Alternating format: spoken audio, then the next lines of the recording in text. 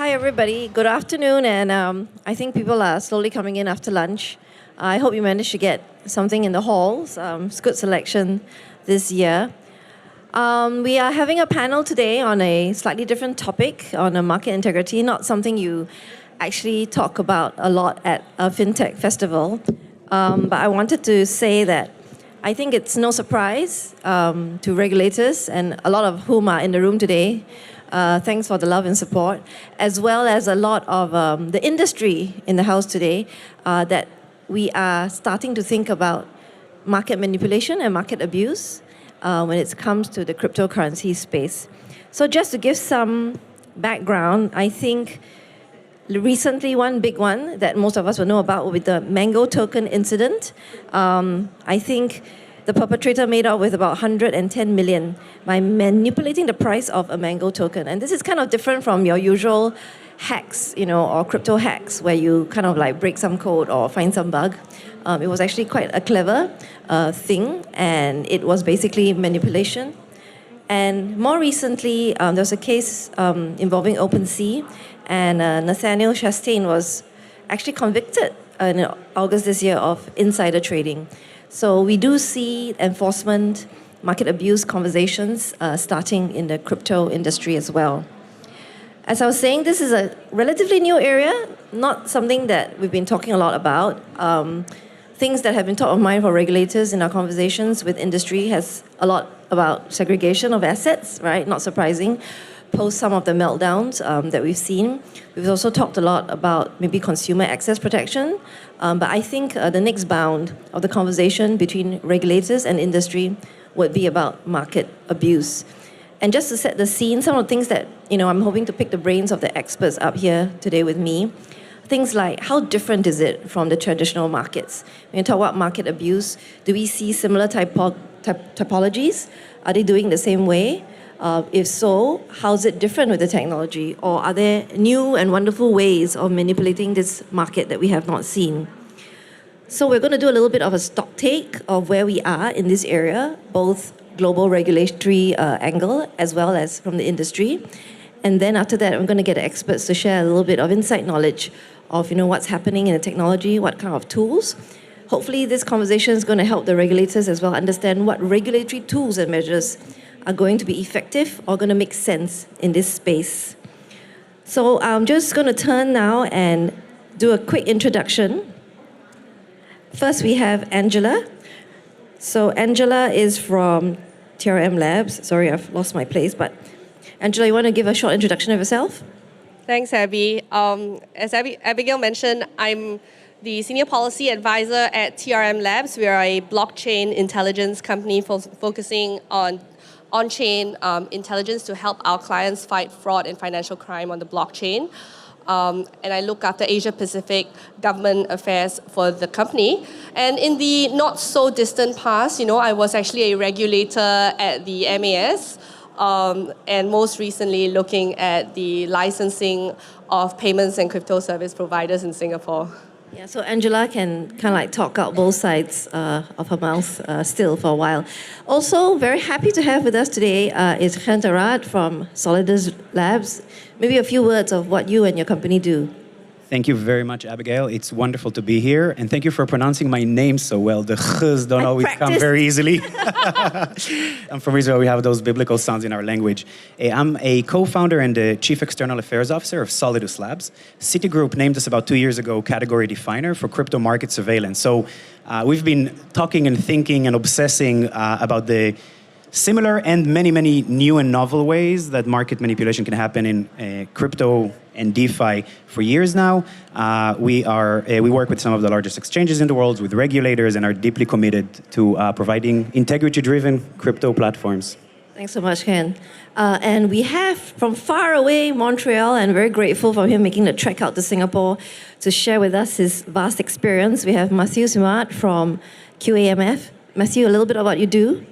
Thank you, Abigail, for the invitation to a Canadian regulator in Singapore. So I'm a senior policy analyst, at the Quebec AMF. So I'm involved in many projects related to the regulations of crypto assets and AIs in finance. Thank you. Thanks very much. So today we're going to talk a little bit in a few themes. So I think just to set it all out, we're going to talk about detection. We're also going to talk about deterrence. I tried very hard to do a third D. I couldn't. It was late last night. Defense. Okay, defense and deter. That's good. And the last one, very important and perfect for a FinTech festival, is about collaboration. So I'm just going to start off first about detection, and we have experts in the room. I'm thinking maybe, Chen, you can start off about sharing with us a little bit about the typologies you see in the cryptocurrency markets, whether they're similar, different. What weird and wonderful things have you discovered so far? Absolutely. One thing that's very important for us to always emphasize and remind when we talk about the many challenges that exist in crypto is that it's important to say that market manipulation was not invented by crypto or digital assets. It exists in traditional finance, and as recently as this year, we've seen some incidents where people were jailed in traditional banks. Wherever value is traded, there are people who are going to try to take advantage of the market. In any nascent industry, and crypto is one of those, there's a combination of elements that in some ways attract malicious actors. Obviously, the fact that the technology is still being battle tested, and it's also tested by malicious actors. Obviously, the fact that regulation is evolving, and also the buzz is always an important factor. When people make rash decisions, it's often easier to manipulate them.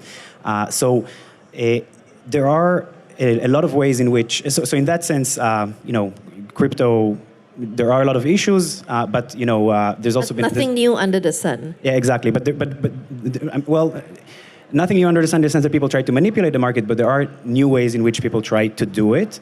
The way I like to think about I like to separate it into three categories: known knowns, known unknowns, and unknown unknowns. I definitely didn't invent that saying. When I think about known knowns when it comes to crypto market abuse, I think about forms of market manipulation that exist in traditional market and ultimately take place very similarly, sometimes exactly the same, in crypto markets. Wash trading, spoofing, ultimately, especially in a centralized world, can happen in a similar way. Known unknowns, for me, are forms of market manipulation that we know from traditional markets, but take place differently and when manipulators take advantage of crypto's unique structure. For example, insider trading, decentralized exchanges, are a game changer when it comes to MNPI and where you can get it, and the combination between them and centralized exchanges, the cross on and off chain challenge, allows to do it differently, and I'm sure we'll get an opportunity to go deeper. Wash trading, for example, in such a global, borderless market where the assets are decentralized, even if they're traded in centralized places, wash trading can very easily be done across platforms. So cross-market manipulation is very common. Unknown unknowns are completely new things. Things like block level front running, which you're seeing a lot in the context of staking in the Ethereum ecosystem. Things like Oracle manipulation are a few of those examples. So again, there's familiar and there's new, and I think that has been true for any new asset class that's been introduced over the years. Thanks very much, Ken. That's a really good frame for regulators to think about as well. Of course, we are familiar with the known knowns. The known unknowns, we kind of like starting to figure it out. The unknown unknowns, I think, is the area where we really have to, engage with the industry, learn a little bit more, and then figure out whether our regulations and rules are still fit for purpose, right? Angela, what about you? What have you seen in this space? Yeah, I think I will probably echo a lot of what Hen said. The typologies are old, but the tech is new, right? So, there's nothing new under the sun when it comes to human nature. What is market abuse? Market abuse is people using, maybe privileged positions, special set of skills that they have to unfairly profit for personal gain. And like Hen has said, it's not unique to crypto markets. And actually, I was talking with a colleague about this, and allow me to take a little trip down memory lane. When we look right in the story. No, when we look at for example, the ICO boom of 2017, where there was a lot of these kind of market manipulation in crypto, it kind of looks like, if you go further back, the kind of excesses in the OTC markets where penny stocks were being manipulated in the late 1990s and early 2000s with the dot-com bubble and that kind of, basically the conditions were similar. There are two kind of, preconditions that were common between the two. One was a lack of regulatory clarity, and the other one was investor exuberance. So lack of regulatory clarity. No one's telling me I can't do it. It's not illegal, right? So therefore, this kind of unfair behavior start to perpetuate. And then the other part is investor exuberance. Why? Because it creates FOMO, and that's when it's easy to kind of, get the market to ride on a bandwagon, which is really, what a lot of these, market abuse typologies are really about. So luckily, Newton's third law applies in the world of financial markets. For every action, there's an equal and opposite reaction. So eventually, the regulators stepped in, saved the day, and said that, now I'm telling you, you can't do it. If you're going to do it, you're going to jail. And that kind of also saw the investor exuberance taper down, and markets started to, establish order. And I think that's what the crypto market is going through right now. Yeah, I think that's a really great observation, Angela. I think you're right. We do think about it. And even going further back, people have mentioned tulips. Wasn't live then, but I think you're right. The human behavior kind of like comes. But at the end of the day, just to interject at this point is a juncture here. So in the end of the day, what we're coming after, right, is abusive behaviors. And I think from the MAS point of view, for perhaps visitors from a ways, MAS, we come down hard on bad market abusive behaviors. But at the same time, we have FinTech Festival, right? We celebrate technology, we celebrate innovation. We do want to encourage and promote, say, technologies, even DLT, right, based technologies that are going to be able to have real-world solutions, able to make the world a better place, value add, make things better, cheaper, faster. So that's kind of like what we're after. And this is, this whole thing is basically to that one aim. But at the end of the day, there will be a slice of that, right, human nature, where people are trying to be funny, trying to take advantage. And for Singapore, the MAS point of view, cryptocurrencies, different from tokenized digital assets or tokenized securities or other kinds of traditional products. But cryptocurrencies in itself, we've said this repeatedly, is something we don't see having fundamental value. And the history of it has been highly speculative, highly volatile, and therefore we've gone out to tell our retail customers repeatedly, if you want to do this, you have to know what you're getting yourself into. It's not a bond, it's not a share, it's definitely not a deposit, right? So that's kind of like where we're at.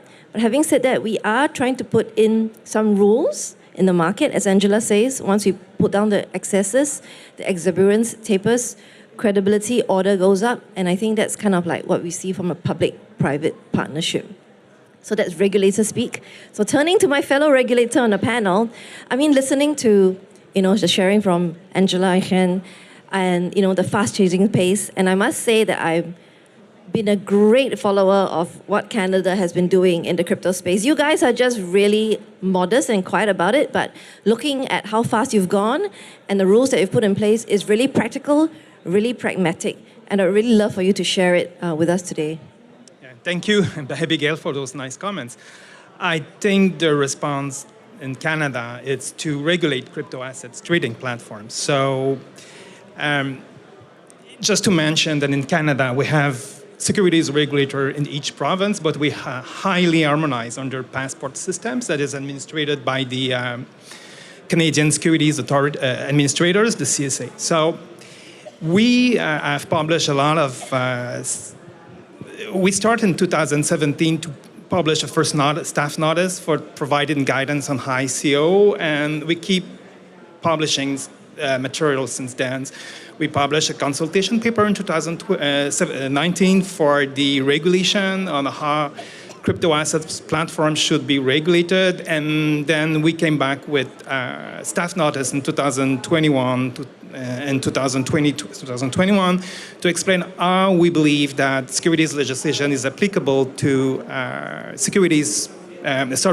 crypto assets trading platforms. So to make it short, crypto assets trading platforms that do the custody of the cryptographic assets or keys for their clients, the name of their clients, are captured by the securities legislation in Canada. In this case, we say that the views of the Canadian regulators, and there's a crypto contracts between the platforms and the clients, and this crypto contracts, we are of the view is a security and a derivatives in certain province in Canada also. But in Quebec, it's a security. So from there, we have started to register the platform. So far, we have registered 13 platforms, and the list is on the CSA website. And the registration process is really, the requirement is to get a dealer registration. And depending on the fact and circumstance, then also the need to register to be a marketplace. We have a system of pre-registration undertaking, because when we decided that those platforms should be regulated under the securities legislations, those platforms, of course, were already operating in Canada. So while those platforms have filed a registration file with us, they must file an undertaking that is acceptable by the regulators and that contains very detailed conditions that they have to respect while we are proceeding their registration. So now we have 10 platforms that are still under this pre-registration undertaking. And they're coming once and once, because it's a lot of challenge to register crypto assets trading platforms. It's a lot of work by the regulator and by the platforms. They have to hire staff in compliance. They must dedicate a lot of resource in order to meet all the requirements of the dealer registration. So we have a lot of requirements. Of course, market conduct rules for the custody of the crypto assets, know your product, know your clients, governance, conflicts of interest, management, etc., etc. So all the rules are applicable to dealers are basically applicable to the platforms. One thing that is important with the Canadian approach is that not all the rules in the dealer regulations are applicable to crypto assets trading platforms, because they have specific business the needs they're different from a traditional dealer. So we provide an exemptive relief from some provisions in the dealer regulations, and in exchange we ask a lot of conditions to protect investors. And in these conditions, we're going to request regulatory data. So it's on-chain and off-chain data about their the transactions of their clients, liquidity volume they're using with their liquidity providers. This is just an example, but we are asking a lot of data. That will be helpful for us to monitor those platforms and to make sure they are compliant with the applicable regulations.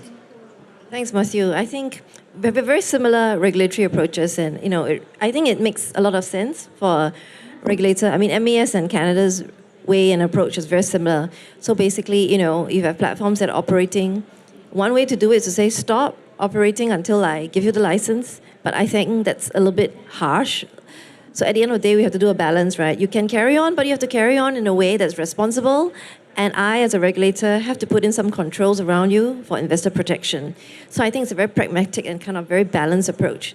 And I think it's great to hear about the kind of data that you're gathering, because at the end of the day, people keep saying data is the new oil, right? Whether in the ESG space or now I'm increasingly hearing in the crypto space, data about movements, data about wallets, this is going to be so important for the next bound for us regulators as well to understand what data is available, what is or is not reliable, to be able to work with solutions, work with industry, in having effective surveillance on that. So on the data, I came across a really worrying statistic the other day. There was a survey, and it said something like 70% of transactions on unregulated crypto exchanges consist of wash trading, right? But small spark of hope is that wash trading was found to be mostly absent on regulated crypto exchanges. So I really wanted to check in, with Chen and Angela. I mean, is this statistic, does it make sense to you? Is that something you've observed, or what other info or data have you gathered in the course of your work? Yeah, thanks, Abigail. I think the key word here, and I'll say it very loudly, is unregulated. So, even without looking at the specific numbers, and there is a bit of variance there, right? I think the overarching point is definitely true. And speaking of data, so we've looked at the impact of regulation in the space, and TRM's intelligence has actually found that overall illicit activity is lower in digital asset ecosystems in jurisdictions where, it's higher in jurisdictions where there are registration-only regimes, as opposed to jurisdictions where there are full regulatory supervisory frameworks. So, I think as a former regulator, and I'm sure Mathieu and Abby will agree, it's unsurprising but also at the same time very validating of the work that you do, right? And honestly, regulating the work of regulators is very, very important, and regulating platforms in particular, I think, is very important because what is a crypto trading platform? Traditionally, when you think of a trading market, you would think of some sort of market making, liquidity, and all that. But actually establishing a crypto trading platform can be as simple as setting up a website. The way that the ecosystem is set up, because it is so borderless and so global, you don't even need to establish your own pool of liquidity. Speaking of data again, one of the typologies that we've found actually is this idea of a parasite exchange. Parasite. Okay. So they exhibit this kind of nesting behavior. For these kind of parasites exchange, all they need to do is really have a website for people to execute trades. What they do at the back end is what we call nest within a larger exchange to source liquidity. Now, I need to emphasize, nesting is not an illicit behavior in and of itself. It is a legitimate industry practice. So when you're a smaller exchange, for certain tokens, you may need to source liquidity from larger exchange, right, to provide better rates to your customers. But in these cases, there are kind of like legal, formal agreements between the larger and the smaller exchange. Now, parasite exchanges, like parasites, don't ask for permission. So what they do is they just find ways to nest undetected on the large global exchanges and source liquidity from there. Things like, using fake identities, shell companies to establish multiple accounts on that exchange. And the big exchange is often not aware.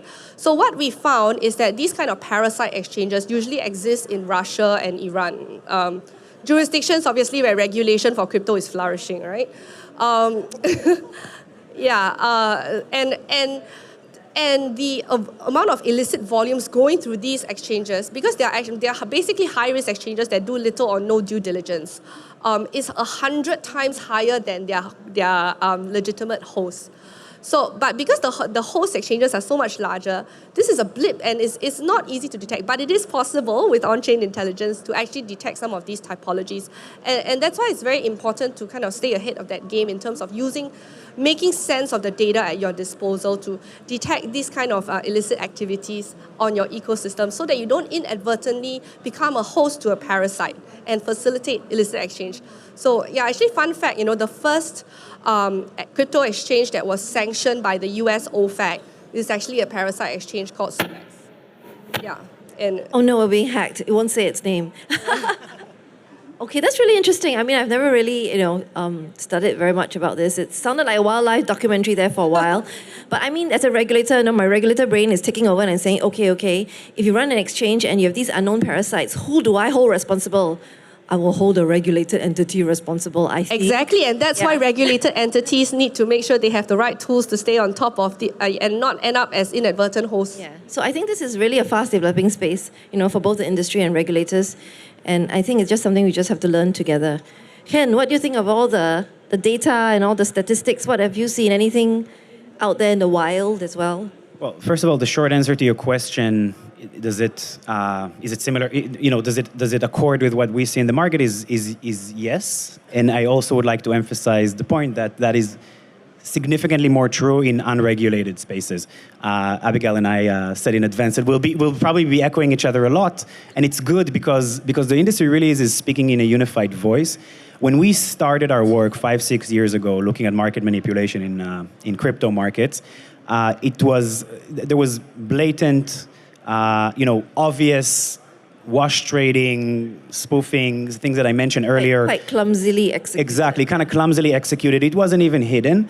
But regulation definitely played an important role in reducing this significantly. In some cases, I would say almost completely, or at least never completely right, not even traditional finance, but to levels similar to traditional finance. But I also want to give the industry some credit. Part of it is also because in the past 5 years, the centralized elements of the crypto space has really put a lot of effort in trying to battle this. We work with market surveillance teams in crypto firms that are sometimes larger than those in traditional financial firms. Oftentimes they're staffed by the same people who came from NYSE or NASDAQ, and it's showing results. We also need to be a little bit careful with some of those top to bottom studies because oftentimes at the end of the day, you cannot say with certainty whether there is or there isn't market manipulation and how much, unless you get a full picture of the order book, orders, buys, sells, cancellations, and those in the centralized part of the crypto industry are not public.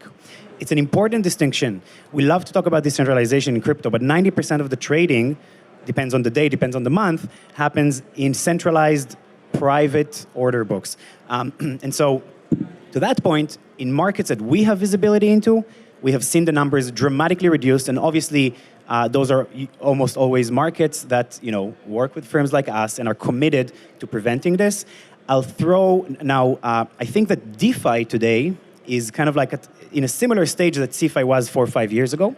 And he's starting, and he's really recognizing that this needs to be addressed. But there are issues, and I'll throw a few numbers that we've published and one that we haven't yet. Quickly. First dibs for us. So we released a report on insider trading on DEXs, DEX-based insider trading, as we call it, about 6 months ago.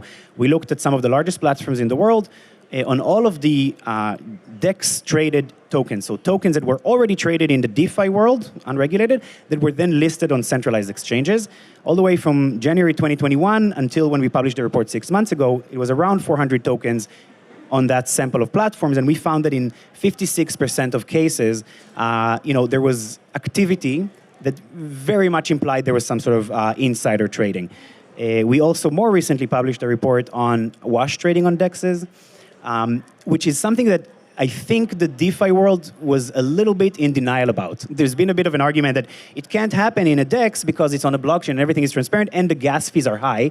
That is not incorrect, but the bottom line is that looking at 30,000 liquidity pools, which is a tiny sample, on an Ethereum-based DEX, we found over $2 billion in very, very evident self-trading. And without getting too technical, essentially when a liquidity provider provides more than 90% of the liquidity to that pool, and then also does a very, very large amount of the swaps. We also published a report using our token sniffer tool, which scans smart contract scams. As they're essentially every token as it's deployed on the top 12 EVM chains, Ethereum virtual machine chains, and we found that every 4 minutes there's a new scam token deployed. However, I do want to emphasize that these are, because they're on a blockchain, because it's hard coded essentially into the smart contracts, you can actually detect them automatically as well, unlike in traditional finance where enough people have to be scammed in order for it to be reported. And finally, it's a report we haven't released yet, but we've been giving a very hard look to liquidity provisions, essentially liquidity providers for certain tokens. And to make long story short, there are a lot of instances where you see the liquidity provider for a new project, essentially buying very, very systematically up to 60, 70% of those tokens as the price goes up. And then you can also see the movement into what we call darker exchanges, and then kind of like those being offloaded. And we think that's actually a huge problem. And there is an effort to set some of those standards for market making and this conflict of interest in DeFi. Thanks, Ken. Thanks for sharing that insight and the fresh off the press. Fresh off the press. Yeah, fresh off the press information as well. I think I'm just a bit taken aback by the fact that, if you look, you will find so much of this illicit activity.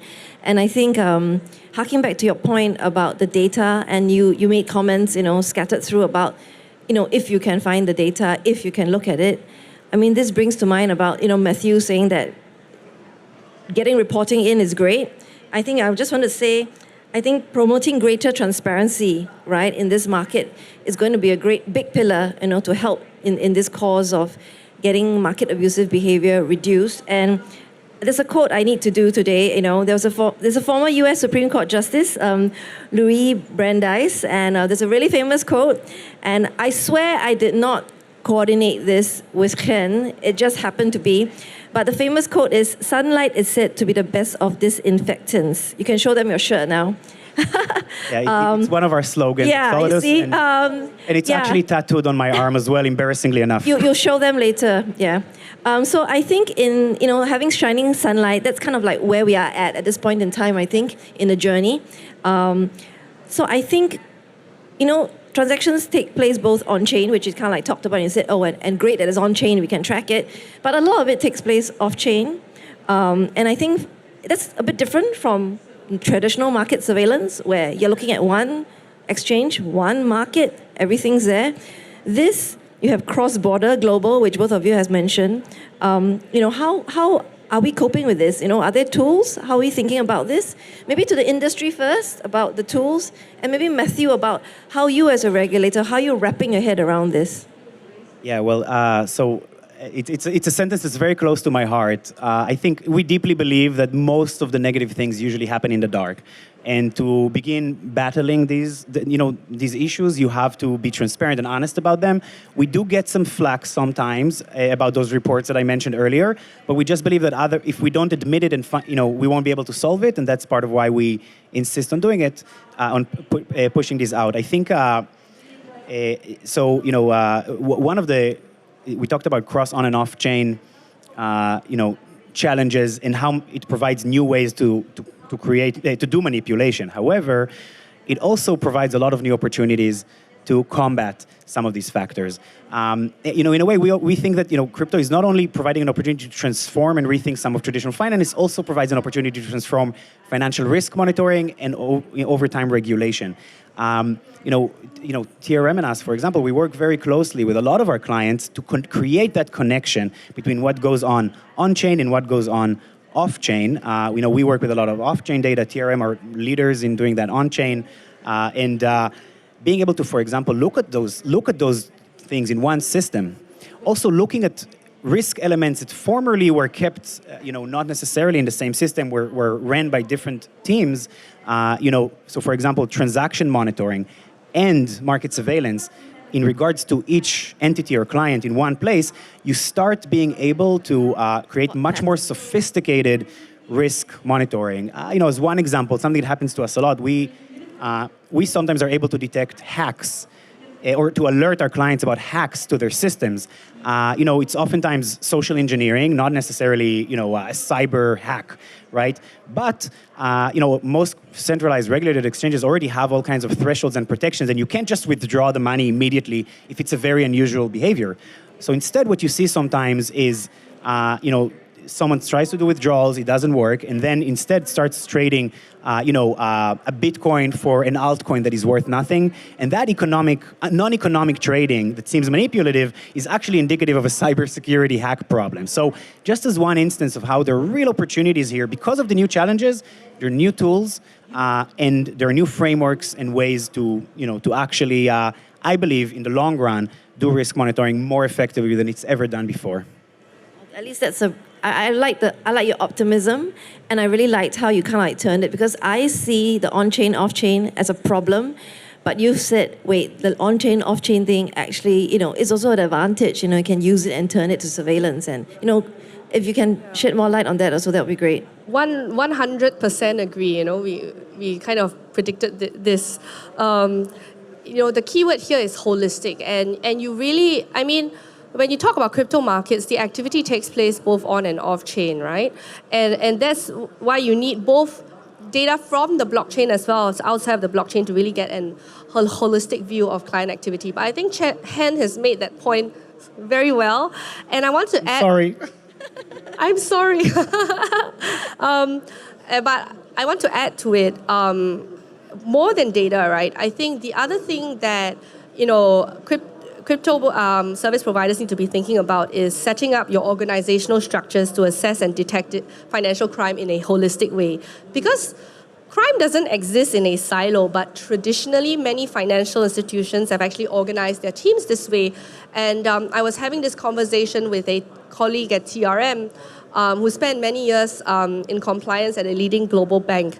And he was telling me actually in many of these financial institutions, money laundering, anti-money laundering as well as trade surveillance are actually done by two totally different teams.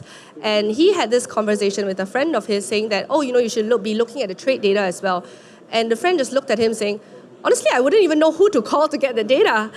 But the criminals don't work this way. Money laundering and market abuse are actually intertwined, and bad actors are often engaging in both in the same kind of instance, and they are smart enough to actually split up the actions to take advantage of some of these silos that they don't, and make sure the single action doesn't look suspicious in and of itself. So, I want to share an example that my colleague gave me, Sanitize, of course, a real example that he investigated, where he had this client that actually wired in money to the FI from another jurisdiction. And then, so nothing wrong there, right? Just wiring in your own money to your own account.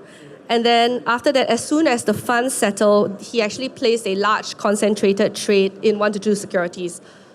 Again, nothing really wrong in and of itself, but and the other thing is that trade surveillance tools are also not really, they're set up to catch more kind of like specific behaviors that are geared towards insider trading and pump and dump. So this actually, he told me, wouldn't actually be picked up in and of itself. Then the next thing he does is he sells that entire position, and then he settles the trade in another jurisdiction, in another institution. So when you look at each of these actions, right, if you're looking at it in a silo, nothing wrong. And it would actually, none of these actions would normally be picked up in ongoing monitoring by the teams. But when you look at it holistically, that's obviously a combination of money laundering and market abuse. So I think, we cannot exist in silos, and the advantage I think that crypto service providers have here as tech companies, you're lean and mean, and agile. Agile, and you have much tighter compliance teams. But as the industry grows, and scales, this may change, and we don't want to kind of perpetuate these silos in the new world. Yeah, I really like how you say it's like it's a global value chain of crime. And, we regulators or in the industry, we haven't quite caught up, in also being able to set up ourselves, right, in a more value chain kind of organizational setup to be able to detect this as well. Going to turn now to Mathieu, because you have a story to share about cross-border enforcement. So maybe you want to share that with us. Yeah, I think that everything that Angela and Chen said I echo this. It's all problems we have experienced because monitoring the crypto asset markets are very challenging. And what we have built for traditional financial markets, we can import, but it's different. It's different. We need to collect a lot of data from the blockchains, analyst access those data, and have to get evidence that are relevant for a policy mandate. Because sometimes we can get data from blockchains that are not relevant for us. And just to mention also that there's a lot of service providers on chain analysis that do analysis on blockchains, but sometimes regulator, we cannot use those data if we go to court as evidence. So we need to develop in-house process and structures to process data from the blockchains. And just to mention, I discussed earlier about the crypto assets platforms that need to register in Canada, but the other platforms that don't file a registration file with us, they have two choices. So they need to exit the Canadian market promptly, but in a way that will not affect their clients.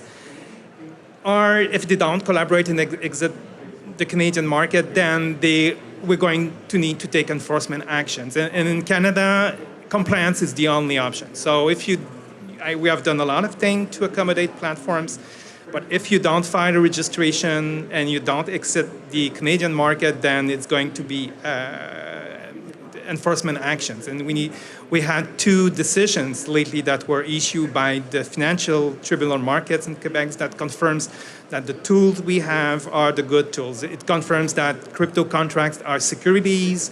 It confirmed that the fact that those platforms just offer products and services in our jurisdictions, they are captured by the regulation. So we need also to track all those platforms that are, we say that they are illegal platforms in Canada. So we also need to collect information on those platforms. What I can add also, what was said, is social media data. This is something that we have developed lately to try to regroup data from social media and data from the blockchains, because we are of the views that most on the bad behaviors or unfair trading practices will start in the social media. Or there's a link with social media. So this is really something that we are trying to develop, to regroup the data from social media and the blockchains. So, but a lot of challenge. Yes. It's I think surveying social data, I know. I mean, we do a little bit of social listening, we do a little bit of sensing, but I mean, trying to gather data for enforcement, I mean, that's a whole new thing that regulators are going to have to kind of like grapple with, right? I mean, we're really learning. It's a steep learning curve for regulators as well, trying to wrap our heads around on how to better monitor this space. But, I'm going to turn now to the two of you and give you a tough question. What do you think about how regulators are doing in jurisdictions around the world? How are we doing in tackling these kind of unfair trading practices? It is obviously an area of concern for us. Are we moving too fast? Are we moving too slow? Do we understand it? What else can we do better? Okay, so once an MAS officer, always an MAS officer. Woo-hoo. So obviously, I have a little bit of bias here.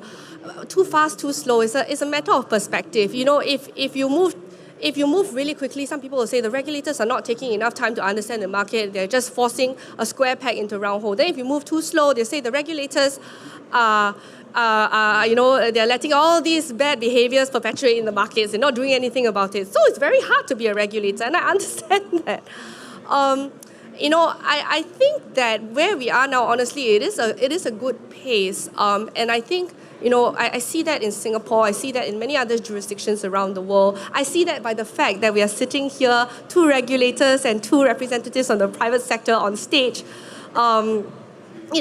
Where the regulators are really taking time to understand the technology, and I'm not saying throw the baby out of the bathwater, that there's nothing from traditional securities market that we can apply. That's not true. But, taking the time to understand the technology helps regulators to implement it in a thoughtful way. So, Abby, I like what you said, at another session that we were at earlier. I don't, in this place, things move very fast, and I don't know what I don't know. So, it's you are a prime example of making sure that you continually update your understanding of the space. Thanks, Angela. Thanks for that very balanced and reassuring encouragement. Mathieu, what do you think of what Angela said about how we are moving as a regulator? I think that regulators are moving at a different pace. So we have regulators that are pretty advanced. Some other regulators are banning crypto. Some are just waiting to see if they want to regulate this sector. Sometimes it's not just the securities regulator, but it's the government also that take the decision to create a definition of crypto assets in the law and legislations. So it's different in all jurisdictions. It's a challenge because sometimes in Canada we get comments from the industry when we are different from another developed regime that is more developed, for example, in the regulations of crypto assets like MiCA, which is in the European community, which is a fulsome bespoke regime. But I think the IOSCO principles that were published yesterday will be very helpful. They will set standards to the industry. So the industry will understand where the regulators are coming from. So this will be really, really helpful to regulate this industry.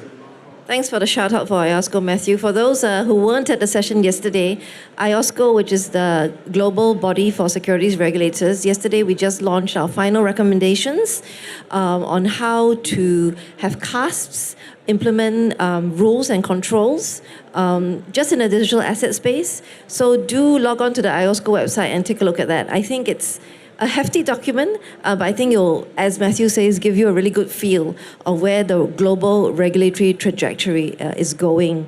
So I think we're just about running out of time, and I'm going to ask my favorite question, maybe starting with Matthew, Angela, and then Chen.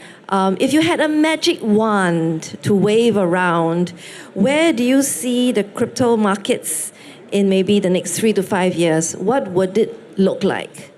Yeah, from a regulator perspective, my wish would be that the IOSCO principle for the regulations of crypto asset markets would help move the pacing of the regulations of crypto assets, and that we will have more and more markets that are regulated. And as we just, Angela and Chen mentioned earlier, that it will bring confidence in those markets. It will help mitigate bad behavior, abusive trading practices, etc. So yeah, that's something I would really, really wish. And second wish, investor education. I think it's the first line of defense sometimes for abusive practice into crypto. So that having in Canada, we had a lot of initiative for digital literacy. So I think more and more education for investor. That's very wise words for a win-win solution. Angela. So if I had a magic wand, there would be no more bad guys, no more criminals, and we are all out of a job.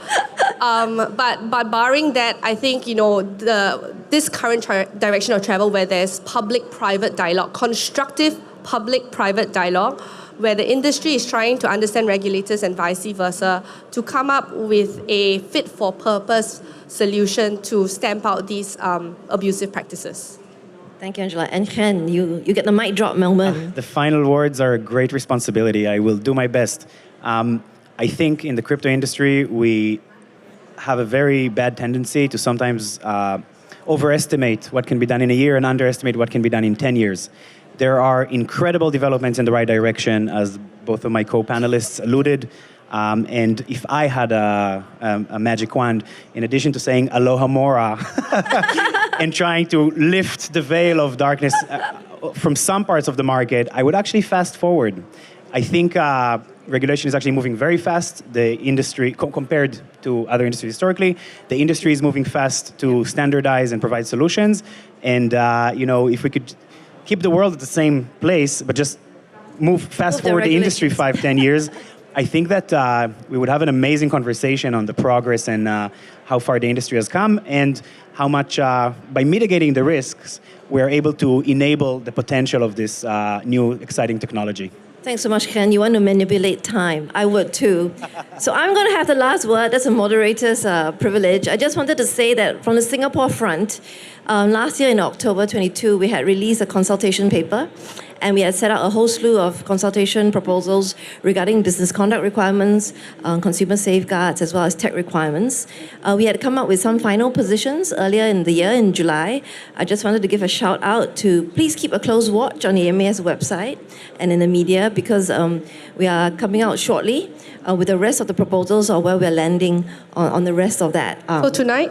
Not tonight. No, not that fast. I know Chen wants to do that, but yeah, I wish I could. But soon, we'll give you a heads up. Now, join me, please, in thanking my wonderful panelists, giving us so many insights and so many useful stories and examples. Thank you very much. Thank you very much.